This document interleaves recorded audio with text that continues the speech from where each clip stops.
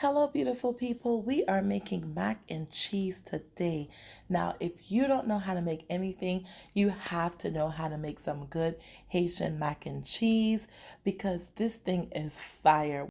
It is so delicious.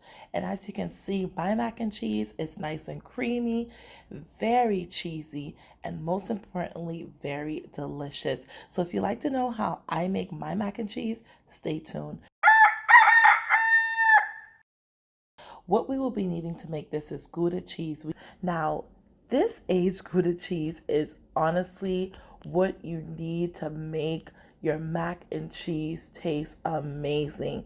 I could do without any other cheese, but once I have my Gouda cheese and cheddar cheese, you're going to have some slamming mac and cheese. So I'm going to use 2 cups of aged Gouda cheese, and this is the aged Gouda cheese that I use. I grate the block. 1 cup of Edam cheese, and this is the Edam cheese that I use. I use the whole block, I just grate it up. 2 cups of cheddar cheese, half cup of mozzarella cheese, and half cup of Parmesan cheese. And right here, I have a bowl with 3 cheese blend. And in this bowl, there's 1 cup of cheddar cheese, half a cup of aged Gouda cheese, and half a cup of Edam cheese. And this is what I'm going to use for the top of the macaroni. So you want to mix it all together and set that aside. We're also going to be using 2 Laughing Cow cheese, the original flavor, 2 tablespoons of butter, 1/3 cup of mayo, 4 crushed garlics, 1 cup of chopped veggies, and in here I have onions, green, yellow, and red peppers, and this adds up to about a cup. We're also going to be using 1 tablespoon of salt, 1 teaspoon of seasoned salt, 1 teaspoon of black pepper, 2 teaspoons of red pepper flakes, 1 Maggi cube, 2 to 2.5 cans of carnation cream. I say 2 to 2.5 because it all depends on how much milk that you like in your mac. I like a lot, so I can use up to 2.5. But if you don't like that much carnation cream, you can make this recipe yours. So that's why I say 2 to 2.5. So make it your own, guys. And last but not least, you will need 1 16-ounce box of pasta. This is the pasta that I chose to use, but you can use whatever pasta to your liking. Now, to cook the pasta, you always want to read the instructions on the back of the box because every pasta brand has its own directions. So follow the directions and you will see. So for this pasta that I'm using, you see if you're going to cook a full box, it tells you to put in 1 tablespoon of salt, which is why I'm using 1 tablespoon of salt. And it also tells you the amount of minutes that you should cook it to your liking, depending on if you want it to be firm or tender. Starting off with a pot of boiling water, and I'm going to put in my pasta right into the pot. So you make sure your water is boiling before you put the pasta in, guys. Then I'm adding my salt, and that's all the 1 tablespoon of salt, and that's the only time I'm going to be using this salt because as long as you put salt in your pasta, it's going to give the pasta a nice flavor, and there's no need to add more salt. And then I'm going to use a spoon to mix it all in, and then I will let that cook. And as my pasta is cooking, I'm going to start making the sauce for my mac. So I'm starting off with some butter. I'm not going to use all of the butter. I'm just going to use about 1 tablespoon now, and I'm going to leave the rest so I can add it in slowly as my vegetables are sauteing. Now I'm adding in the garlic. I'm going to spread that in and let that saute a little bit.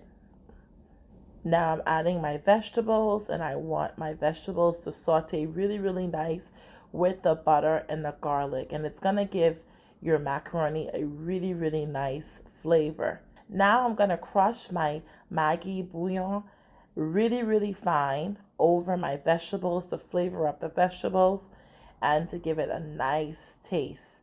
So you can see with clean hands, you just crush it with your hand very, very finely and let it sit on top of the vegetables. And that's really gonna add that nice flavor to the base, which is the sauce that I'm making for your mac.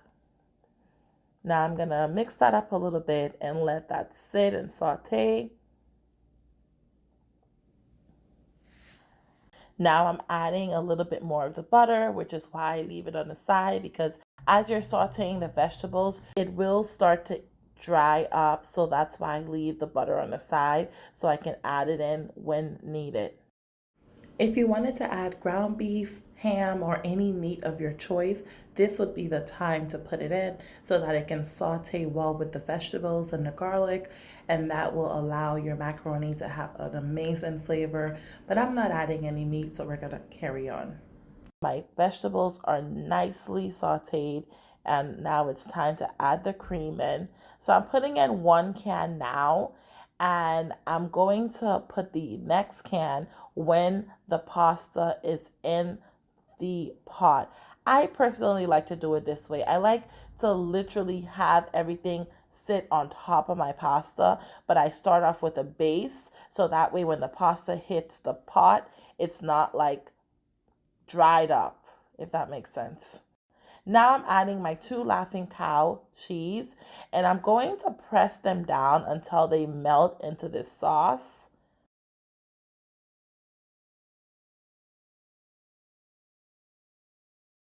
Now I'm going to give the sauce a nice mix because I don't want it to start burning at the bottom of the pan. So you always want to give it just a light mix. Now it's time to drain my pasta. I'm draining my pasta out, and I'm going to put it right into the sauce that's already ready for it. So now that my pasta is in the sauce, I want to mix it very well. Make sure I cover my pasta with the sauce and to just kind of like butter it up. Give it that nice flavor. And then I'll add my second can of carnation cream. Now I'm going to add in the pepper flakes, seasoned salt, and black pepper. And I like to put that right on top of my pasta because I just feel like when I do it this way, there's more flavor to the pasta as opposed to putting everything in the sauce and then putting the pasta in. Now I'm adding in my 1/2 cup of mozzarella cheese, my 1/2 cup of Parmesan cheese. I'm going to mix that in. And as you can see, I'm mixing it very lightly because I don't want my pasta to break. So you want to use a soft spoon to mix it. That way your pasta doesn't break during the process.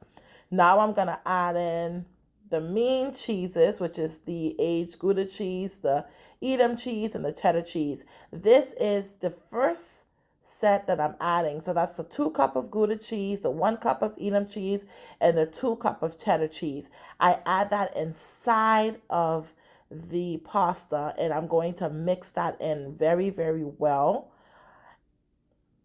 until it's all kind of like melted into the pasta. As I'm mixing, you can see that the pasta kind of like dried up the carnation cream. So I'm going to add some more carnation cream. So that's why I like to start off with 1 can and then another can. And you see if you need more. Some people like it like this, but I don't. I like to see the liquid in my macaroni, and that's what allows it to be creamy also at the end. Now I'm going to add in my mayo. And what the mayo does, mayo helps your pasta to stick when it bakes. So it's going to make the macaroni nice and like sticky, but also like creamy. And I'm going to mix the mayo right in. And as I'm mixing, you can see how creamy that looks. That's the look that you want to go for. You want it to be nice and creamy, just like that. That's when you know that you are going to have some bomb macaroni. So you want to taste the pasta, of course, before you put it in the pan. Make sure it's to your liking. Make sure it's not missing anything, because if it's missing something, now is the time to add it. Now I'm going to add it to my pan. My pan is already greased with butter. And I grease it with butter because I don't want my macaroni to stick to the pan. And now I'm going to add my macaroni into the pan. Look how nice and creamy and sticky that is. Ooh, that looks so good. I'm spreading the cheese that I had aside, which is the 1 cup of cheddar cheese, the half cup of aged Gouda, and the half cup of Edam cheese. So now I'm spreading that on top, and that's gonna allow the macaroni to have that beautiful, nice yellow orangey color on top, and it's also gonna add to the flavoring of it. And I'm covering my macaroni with aluminum foil because I don't want the cheese to burn before the base of the macaroni is cooked. So you want to cover it and put it into the oven. I had already preheat my oven to 350 degrees. So I'm going to put my macaroni in the oven for about an hour. The first 30 minutes, it will be covered with the aluminum foil, and that's going to allow for the macaroni base to cook really well. And then after 30 minutes, I'm going to remove the foil and let it bake for another 30 minutes, and that's when it's going to really cook the top of it and give me that nice crispy finish on top. And this is what it looks like. Oh my God, that looks so good.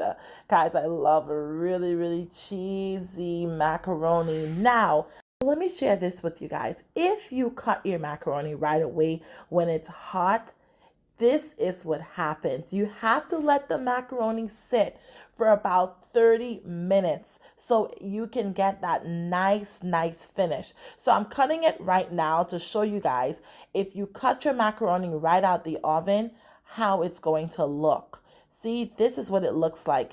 It's all broken up. It's not really sticky. It's just too hot. It hasn't settled yet. And you can see everything did not come up. Now, after 30 minutes of letting it sit down and cool down and letting it settle, you can see the difference now by even looking in the pot before I even bring the macaroni up. You can see that this one looks a lot better and everything is stick together nicely.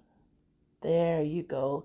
So guys, this is why you should let your macaroni sit for about 30 minutes before you serve it. I know it's hard to do, but if you want it to look this nice and stick together like this, you want to wait for a minimum of 30 minutes before you serve your mac and cheese. And this is the finished product. It is absolutely delicious. If you make your macaroni a different way or you add an ingredient that I don't add, let me know in the comment box. I would love to know how you guys make your mac and cheese, and let me know if you definitely try this, what you think. Thank you for watching this video and kicking it here in the kitchen with me. If you like this video, give me a thumbs up. Definitely subscribe to my channel because we have lots of more great recipes to share with you guys, and I will see you in another episode. Bye.